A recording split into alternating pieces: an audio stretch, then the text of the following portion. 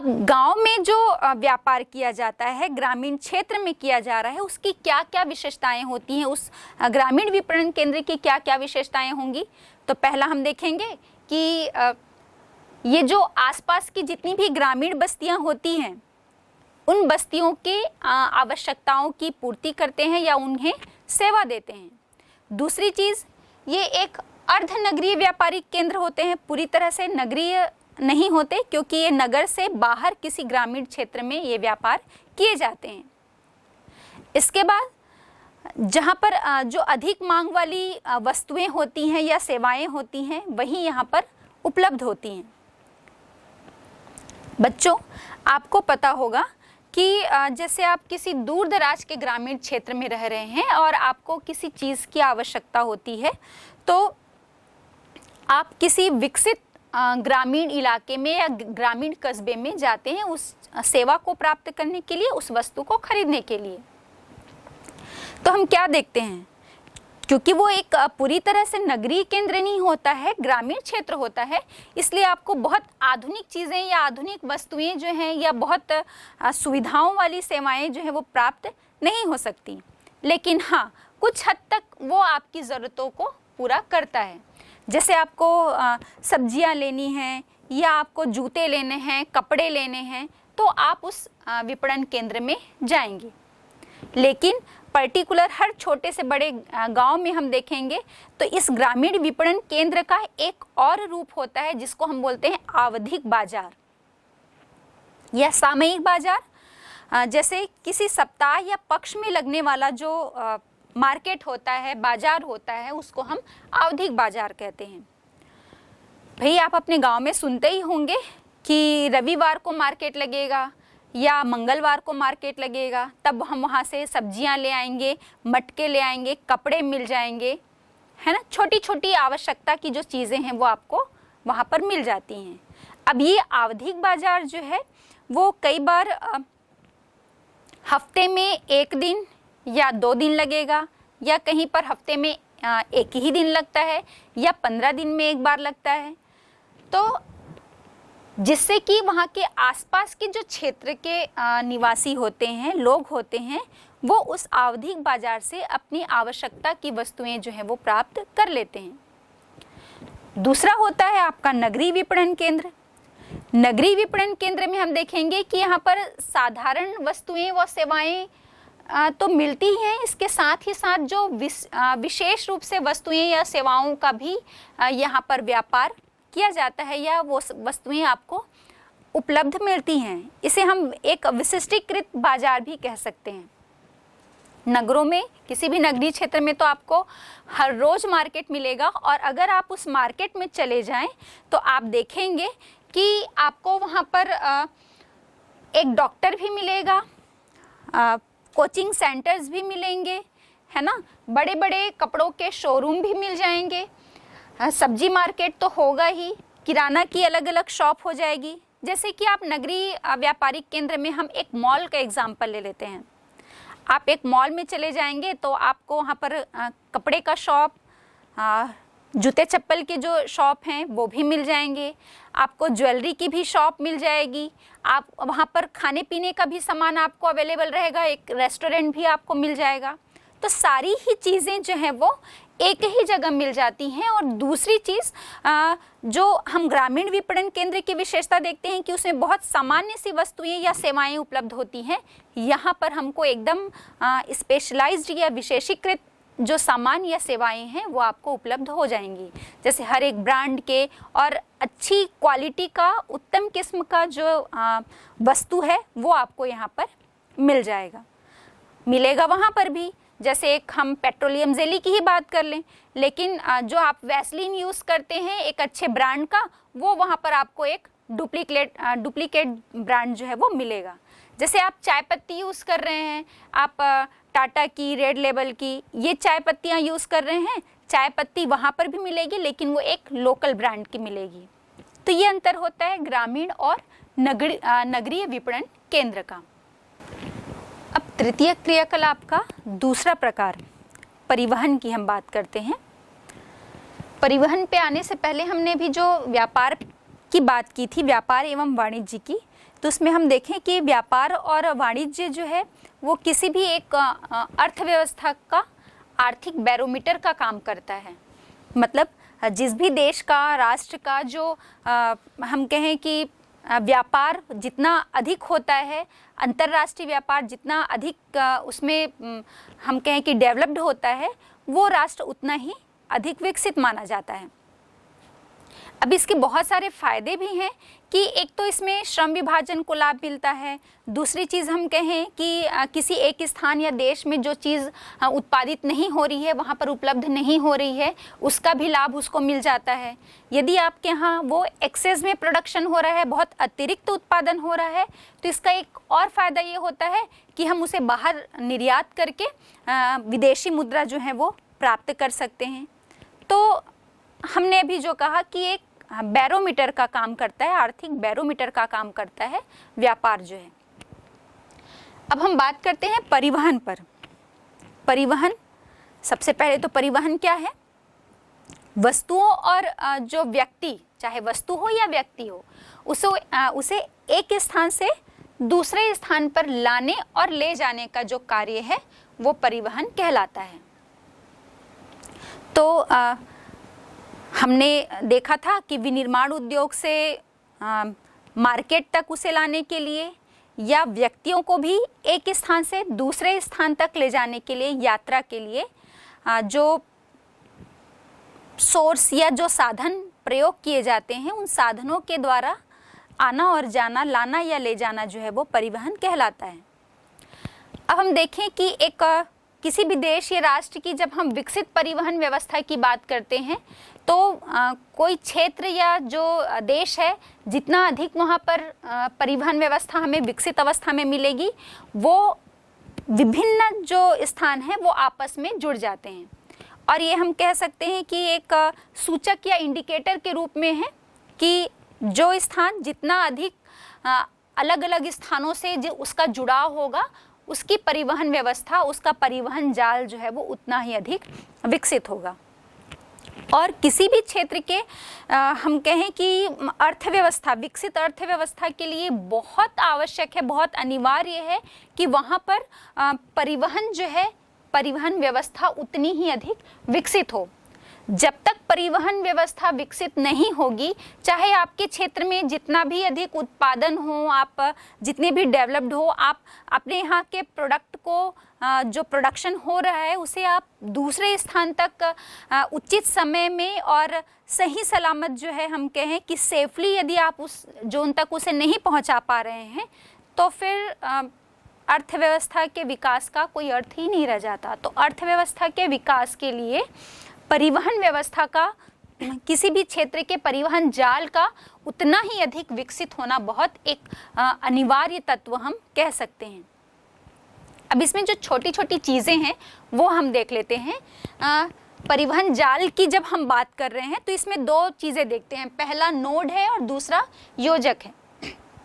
यहाँ आप देख पा रहे होंगे दो स्थानों को, जहाँ पर से दो स्थानों से कोई परिवहन, जहाँ पर भी जिस केंद्र में, जिस क्षेत्र में दो रास्ते आकर मिल रहे हैं उसे हम कहते हैं नोड।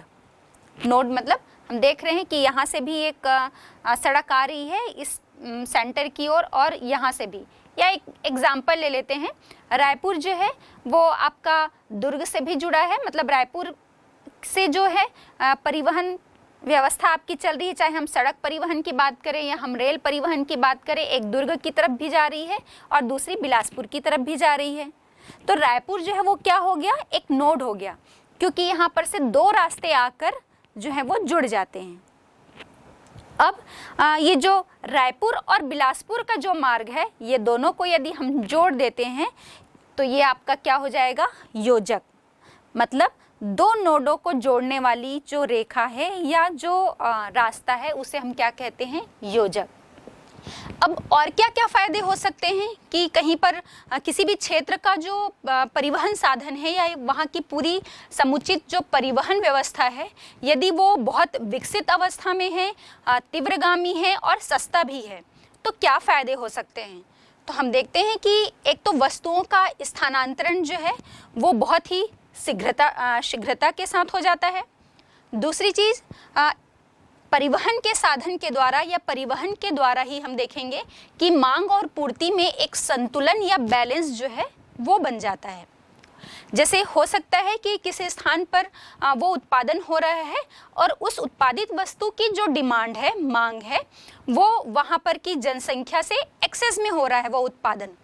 तो हम क्या कर सकते हैं, जहाँ पर अन्य क्षेत्र में उस वस्तु की और डिमांड है लेकिन वहाँ पर उसका उत्पादन नहीं हो पाता है, तो हम वहाँ पर सप्लाई करके उसकी पूर्ति कर सकते हैं दूसरे क्षेत्र में उस वस्तु की। तो परिवहन के द्वारा ही मांग और पूर्ति में एक बैलेंस जो है वो बन पाता है। अब तीसरी चीज़ देखते हैं हम कि अभी हमने बात की ना भाई कि किसी भी देश या विदेश के व्यापार की उन्नति में, जब भी हम व्यापार की बात कर रहे हैं, किसी भी क्षेत्र का व्यापार उतना ही डेवलप होगा जितना विकसित या जितना डेवलप्ड वहाँ परिवहन के साधन होंगे। और भी हम देखते हैं कि परिवहन के साधन के ही द्वारा श्रम विभाजन जो है वो संभव हो पाता है। कहीं पर सस्ते और कुशल श्रमिक मिल रहे हैं लेकिन दूसरे स्थान पर हम बोल रहे हैं कि उतने स्किल्ड लेबर नहीं है और साथ ही साथ बहुत महंगे हैं, क्योंकि वहाँ पर पॉपुलेशन डेंसिटी बहुत कम मिलती है, जनसंख्या की जो बसाहट है वो बहुत कम है और इसके कारण श्रमिक जो है वो भी महंगे हैं।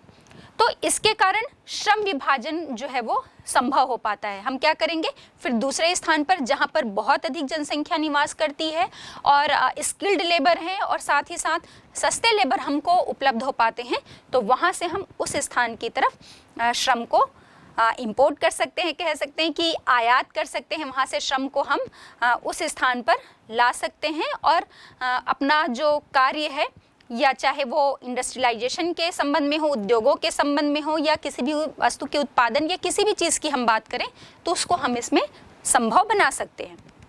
अगला हम देखते हैं कि परिवहन के द्वारा ही जो बाजार का क्षेत्र है वो विकसित हो पाता है।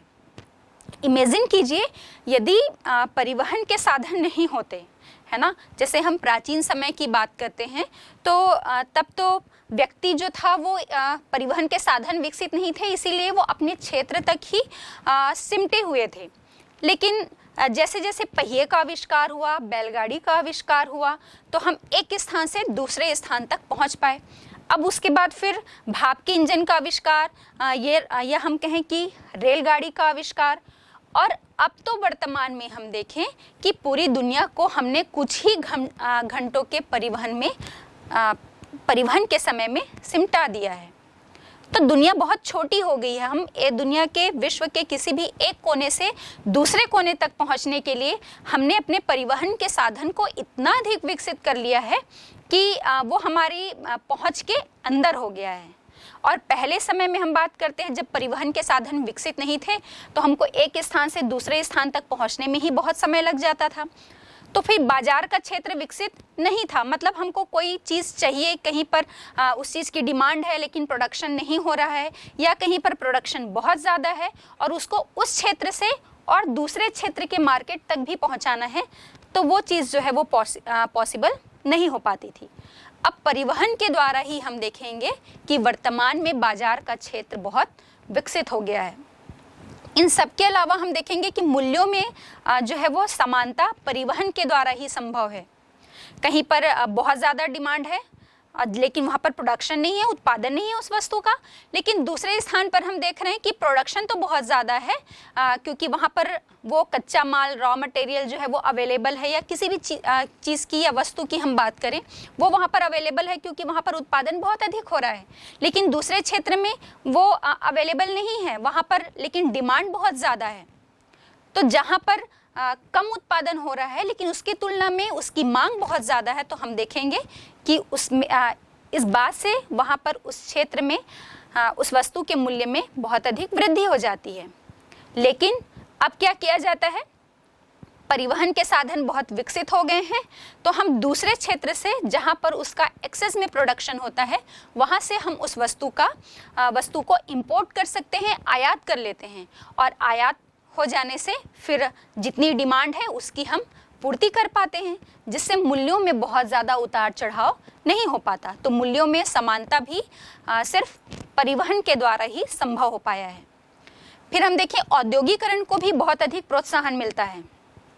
आप एग्जाम्पल देखेंगे कि जापान में रॉ मटेरियल बहुत कम मात्रा में मिलते हैं, मतलब बहुत कम उपलब्ध हैं, वहाँ संसाधनों की कमी है, लेकिन फिर भी औद्योगिकरण उद्योग जो है वो बहुत विकसित अवस्था में है। और वो किस कारण से संभव हो पाया?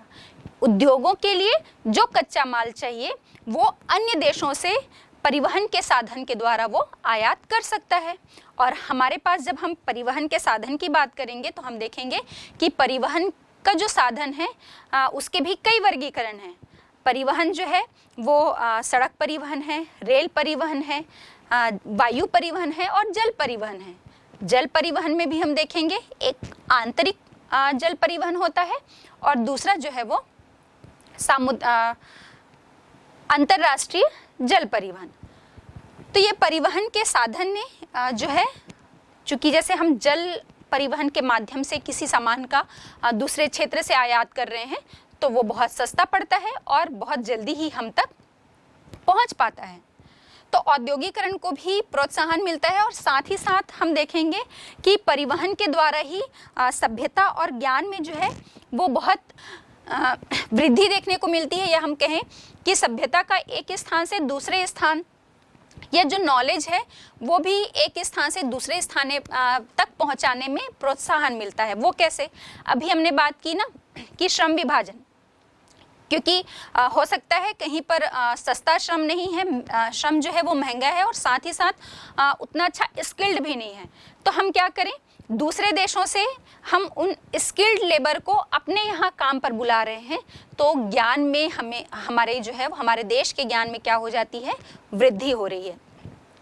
आप देखेंगे कि बहुत सारे बच्चे जो हैं वो पढ़ाई के लिए, उच्च शिक्षा के लिए ब्रिटेन जा रहे हैं, अमेरिका जा रहे हैं, या फिर नौकरी के लिए, नौकरी के पर्पस से भी वो जाते हैं। तो क्या हो रहा है, हमारे देश का जो ज्ञान है या सभ्यता है वो दूसरे देश तक पहुंचता है, और दूसरे देश में चूंकि वो जाकर वहाँ पर निवास कर रहे हैं तो वहाँ का ज्ञान और सभ्यता जो है वो भी हमारे देश तक पहुँच पाता है।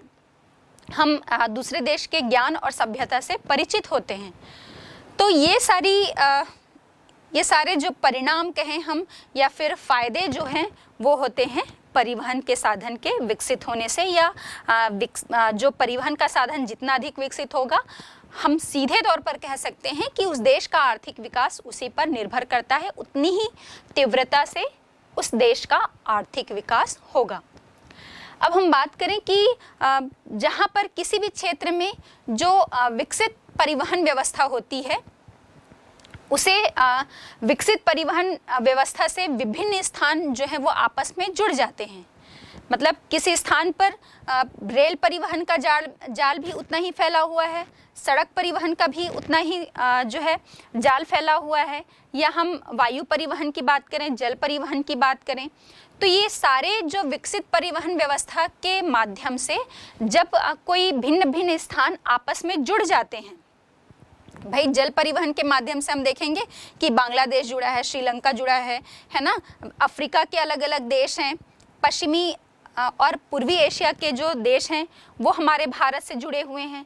फिर वहाँ पर वायु परिवहन की भी सुविधा है और जल परिवहन के भी माध्यम से वो एक दूसरे से जुड़े हुए हैं। तो हम क्या देखते हैं कि एक स्थान या कोई एक देश जो है वो विकसित परिवहन के माध्यम से अलग अलग स्थानों से जब जुड़ जाता है तो हम उसे परिवहन जाल कहते हैं। अब इस परिवहन जाल में हमने भी बात की थी कि भाई परिवहन जाल जो है वो सड़क परिवहन का भी हो सकता है, रेल परिवहन का भी, वायु और जल परिवहन, या इन सभी का एक साथ हमें जाल जो है वो देखने को मिलेगा। अब इसमें एक छोटा प्रश्न बनता है जो आपको पता होना चाहिए।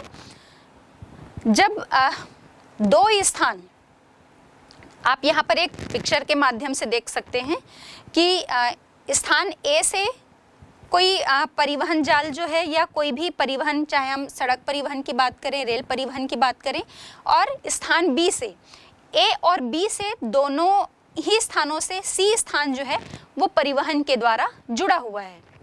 ऐसे ही उधर भी हम देखते हैं डी और ई जो स्थान है ये आकर कहाँ पर मिल जा रहे हैं, एफ स्थान पर मिल जा रहे हैं।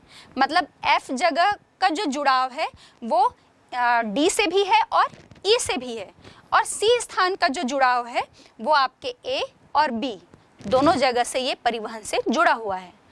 तो ये जो C और F की हम बात कर रहे हैं, जो 2 या 2 से अधिक स्थानों से भी किसी स्थान का जुड़ाव परिवहन के माध्यम से हो सकता है, तो इसे हम क्या कहते हैं? नोड।